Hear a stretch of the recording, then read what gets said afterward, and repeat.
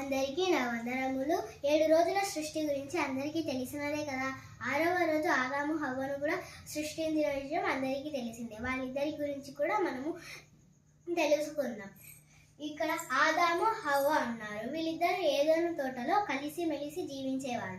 ఆ తోట మొత్తాన్ని ఆదాము అధికారానికి ఇచ్చాడు. వీళ్ళిద్దరూ దాంట్లో కలిసి మెలిసి అన్నిటి అధికారాన్ని పొందుకున్నారు. దేవుడు ఒకరోజు ఆదాము హవ్వతో, ఈ తోటలో ఉన్న ఫలవృక్షాలన్నీ మీరు తినవచ్చు, కానీ ఈ తోట మధ్యలో ఉన్న చెట్టు ఫలమును మీరు తినవద్దు, దాన్ని తింటే మీరు చనిపోతారు అని ఆదాము హవ్వతో దేవుడు ఈ మాట చెప్పాడు. అప్పుడు హవ్వ కూడా సరే అని కొద్దిసేపు అనుకుంది. తర్వాత ఈ భూజంతువులలో సర్పం కూడా భూజంతువే. ఆ సర్పం అంటే సాతాను వచ్చేసి, మీరు ఈ అన్ని ఫలవృక్షములు తింటున్నారు కదా, ఈ ఫలవృక్షమును కూడా తినండి అని చెప్తే, హవ్వ మాతో దేవుడు ఈ ఫలవృక్షముని తినవద్దన్నాడు, దీన్ని తింటే మేము చనిపోతామంట అని ఆ సర్పంతో చెప్పింది. ఆ సర్పము, అవునా, ఈ ఫలము తింటే మీరు చనిపోతారా?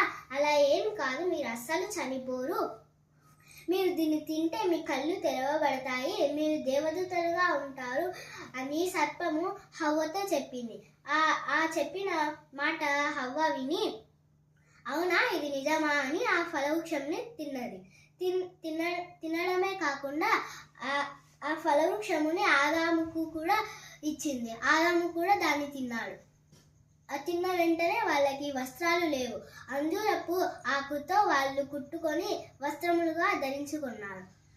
అప్పుడు దేవుడు తోటలోకి వచ్చి ఆదాము ఆదాము అని పిలువగా, ఆదాము, ఎస్ దేవుడా, నేను ఇప్పుడు దిగంబరిగా ఉన్నాను, నేను నీ మధ్యకు రాలేను అనేను. అప్పుడు దేవుడు, ఆదాము, నేను తినవద్దన్న ఫలవృక్షమును నువ్వు తిన్నావు కదా, అందుకే నువ్వు దిగంబరిగా ఉన్నావు అని చెప్తాడు.